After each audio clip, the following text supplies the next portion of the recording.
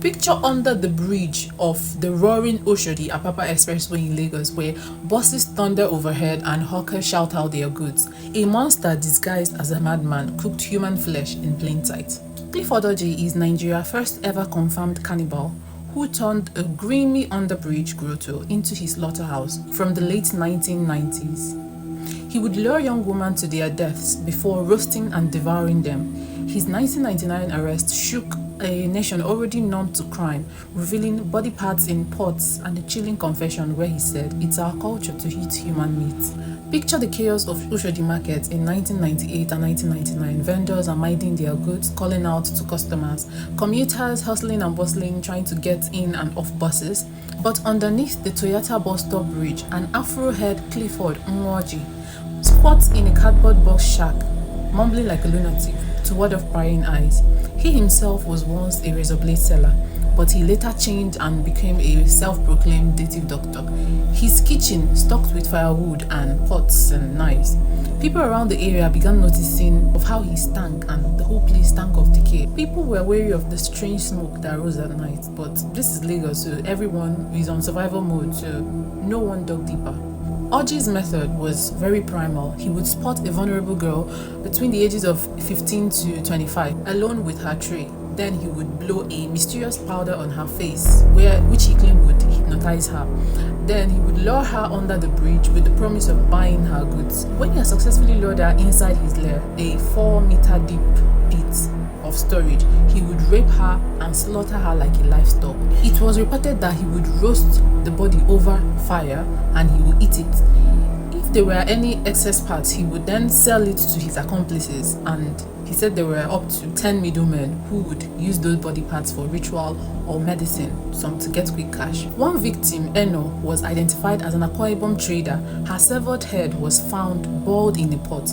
In the dawn of February 3rd, 1999, Awawu, a woman that looked like a skeleton from Agege, she had been chained and starved there for weeks before she had a little strength to scream for help. Fortunately, passerby heard her and rushed up.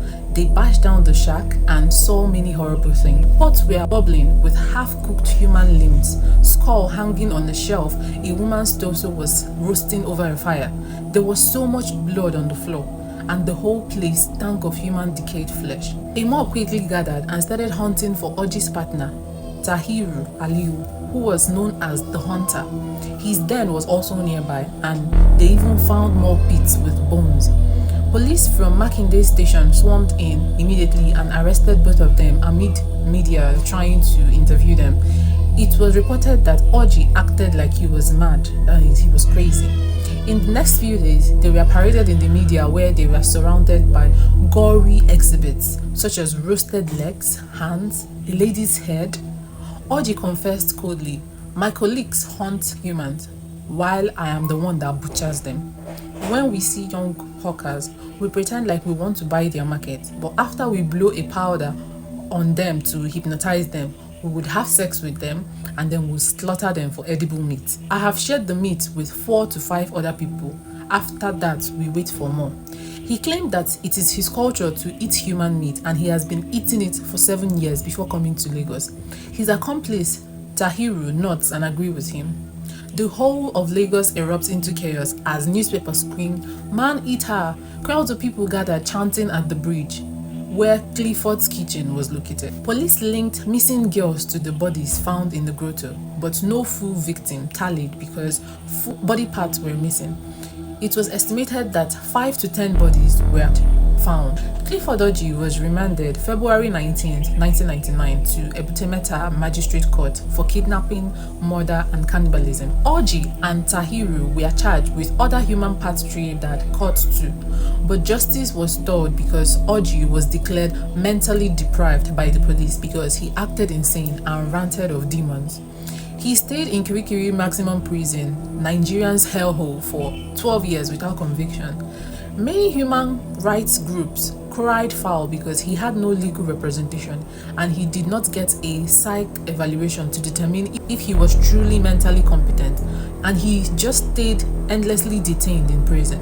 They complained about the justice system in Nigeria, In November 11th of 2011, Orji slumped dead at 45. The official cause of death was ruled as natural, but whispers talk of poison. Some say neglect, others say he could have been killed by a fellow inmate.